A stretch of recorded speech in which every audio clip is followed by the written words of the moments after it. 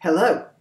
Well, when you guys all over the world look at your governments and think to yourselves that you have the world's stupidest politicians, I want you to know that you're not alone. Okay, and what we have here in the UK are people like Vince Cable, Sir John Vince Cable, who is now leading the Liberal Democratic Party. To those of you unfamiliar with British politics, the Liberal Democrats, formerly the Liberal Party, used to be the other party in British politics. You know, there were the Conservatives and the Liberals. Benjamin Disraeli, the famous 19th century Prime Minister, was a Conservative, with William Ewart Gladstone, the other famous 19th century Prime Minister, who was a Liberal. That led to the equally famous songwriters, Gilbert and Sullivan, who wrote the memorable verse in their operetta, Iolanthe, which went, "But every boy and every girl that's born into the world alive is either a little liberal or else a little conservative. Allah, Allah, Allah, Allah, is either a little liberal or else a little conservative. Allah, Allah."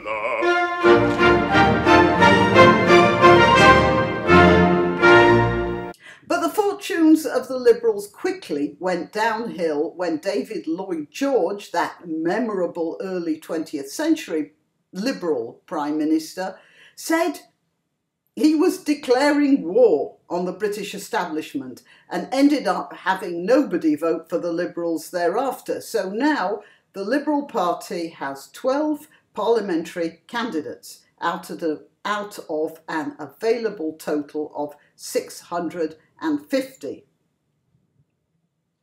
However, I digress. However irrelevant that once great party now is, Sir John is the leader of it, and that means he occasionally gets invited to speak by people who can't get members of the bigger parties to come and do the same jobs. And that goes for writing stuff in the Daily Mirror.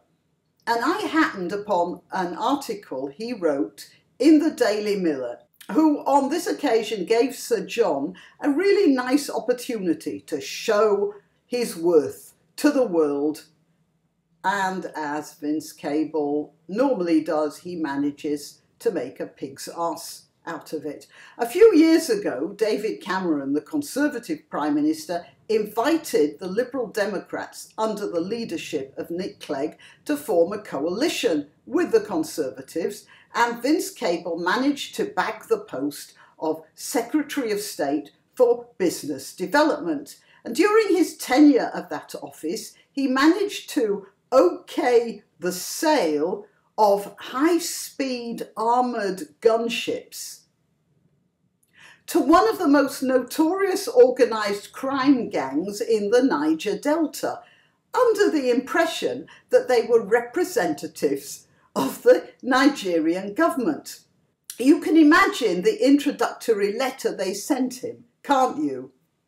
"Dear Sir, I have recently become an arms buyer for the Nigerian government after the sudden death of Mr. Godwin Abe, the previous Minister of Defence, and I wish to put a proposition to you which will be to our mutual benefit." Anyway, after the 2015 election, which gave the Conservatives a majority, the Liberal Democrats were no longer necessary, and they sank back into justified obscurity, and Vince Cable was unable to sell arms to any more criminal gangs, despite the occasional boosting by organs like the BBC and The Guardian, and in this case, the Daily Mirror, who allowed Cable to publish an article, what he wrote, which was prior. It was basically the text of a world-shattering speech he was going to deliver to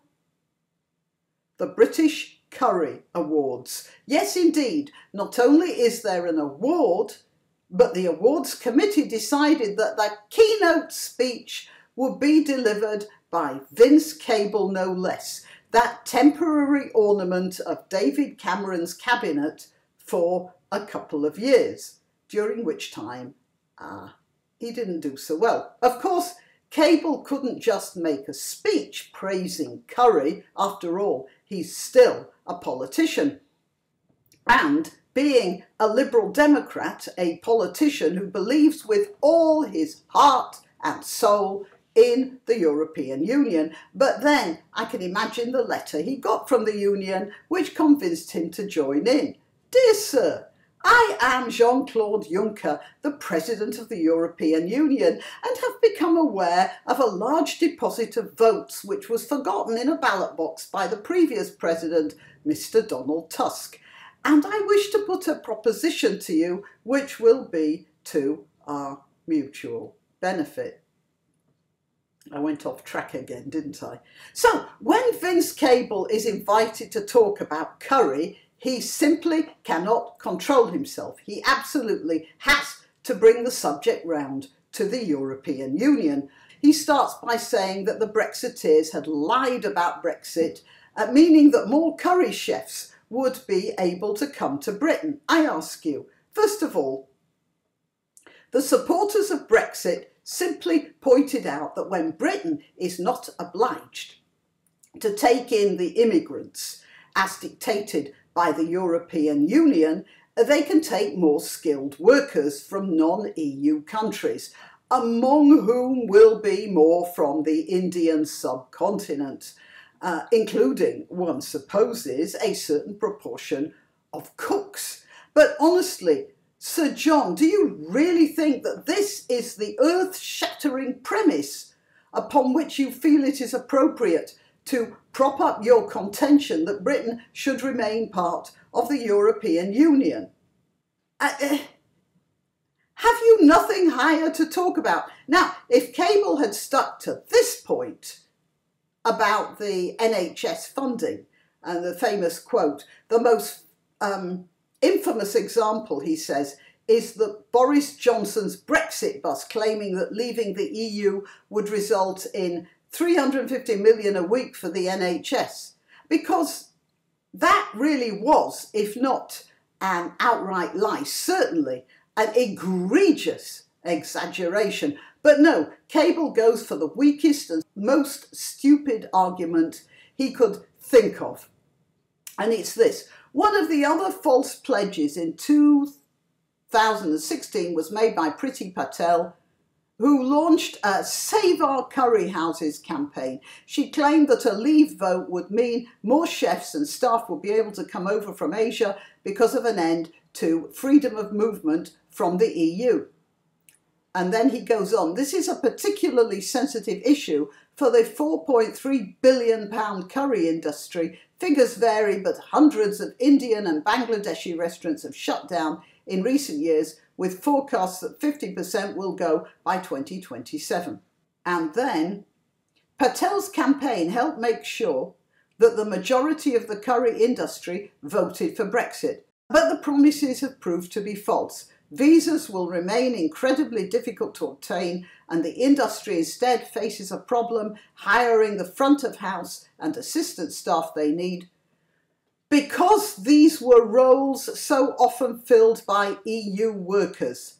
No, no, Cable, that's complete and utter balderdash. I have never been to an Indian restaurant and been served food by someone from continental Europe.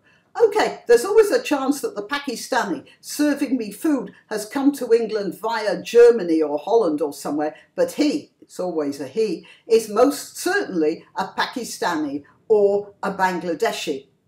But in any case, I have to point out that we have not yet left the European Union, so I can't see why Cable can complain about Brexit stopping curry cooks coming from the EU. And apart from that little aside of total lunacy, I can tell him what the real reason is for the closure of various sorts of curry houses. We had a lot of so-called Indian restaurants. Actually, they're mostly Pakistani or Bangladeshi in the United Kingdom, starting up in this country probably from about the 1970s. And this coincided with an influx of Pakistani and Bangladeshi workers into this country at about that time. Many went into the manufacturing industries, but when they had amassed enough capital, many of them started their own restaurants. These were the sorts of places that could be run only by families, parents, cousins, uncles, sons, often with the women doing the cooking behind closed doors in the kitchen. Now, by any standard at all, running a restaurant is hard and thankless work. You're up all hours, you're dealing with customers, many of whom will be drunk or just plain objectionable. You've got to handle staff and all the regulations around staff. You've got to deal with the local council, interferences of various sorts, you know, necessary stuff like hygiene, but it's still, you've got a lot of things, a lot of hurdles to jump. And as I say, you're staying up long and awkward and unsocial hours and working hard, often with difficult people. Would any reasonable parent want that sort of back-breaking life for their children? Well, the answer is no. As soon as they could, these hard-working parents sent their sons to university to be accountants and dentists.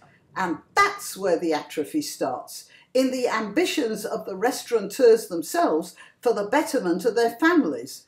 But lefties don't see things that way, do they? George Orwell spoke about the terrible lives lived by miners in Wales, but their union leaders, instead of trying to get these men out of the pits, seemed determined to keep them there. Yet they were determined to keep them there. There's something about the left that, while touting revolution, they at the same time insist that the world stays the same. Anyway, back to our curry. And then there's the other reason. A very nice Indian restaurant that we've been going to for years closed down in our suburban town centre a few months ago. And they closed down for the following reasons. First of all, the landlord put up the rents. Secondly, the council put up the rates. Thirdly, the council, yeah, them again, increased parking restrictions so that the most common customer demographic were locals who could walk there. This would cut down the amount of people actually coming in. And why did the rates and rents go up? Because the value of the properties across the board had gone up. And the reason for that is population pressure in London. There are so many people living in London that developers and the councils are scrabbling around trying to fill every spare corner with accommodations, both living accommodation and accommodation for the necessary services needed by residents. It's like one of those situations where you're short of a few bob and start sticking your hand down the back of the sofa cushions to see if there's any small change down there. And why is there population pressure? Because too many people want to come to the UK. That's why. And a lot of them at present are from the EU, Vince Cable. So, while you're handing out your curry awards, perhaps you will consider that before you shovel any more food into your mouth, you first have to have digested the meal that came before.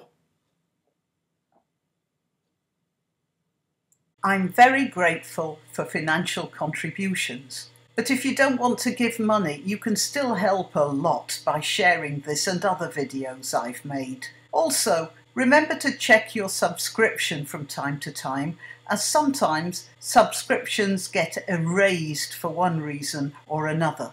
Till next time.